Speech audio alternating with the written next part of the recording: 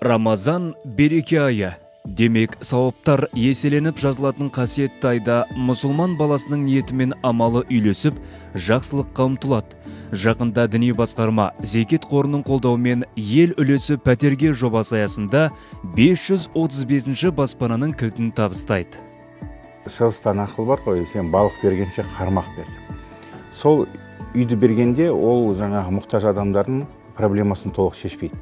Қасында кішкентай бизнес немесе күнкөріске өздеріне ыңғайлы бір көп шығынды қажет етпейтін бір жобаларды іске асырғалы отырмыз. Рамазан басталғалы ерекше балаларға да көп көмек беріп жатырмыз. Ол балалар кейбіреулері бастарын ұстай алмайды. Бастарын да бекіту керек, былай қисайып кетеді деген сияқты. Сондай коляскілер, олар негізі өте қымбат, бірақ 4-5 болса да алайық деп осы онкодиспансерге біз жеткізіп бердік. Биыл зекет қоры бірнеше бағытқа күш салмақ. Солардың бірі білім. Медреселерде ілім алып жатқан шәкірттерге грант тағайындалды. Зайырлы оқу орындарында қоғамға қажет мамандықты игеріп жатқандарға да көмек қарастырылған.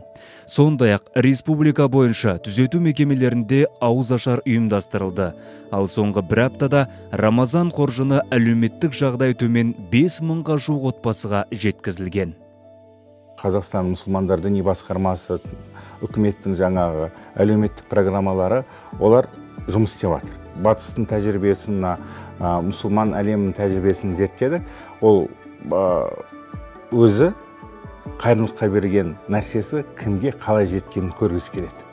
Сол ашықтық жағынан қазір үлкен жұмыс істеп жатыр. Қазақ халқына айтатын да нәрсем сол, егер көмектесетін ақшаларыңыз болмаса, онда қолдарыңызбен келіп көмектесіңіздер. Ол да үлкен садақа негізі.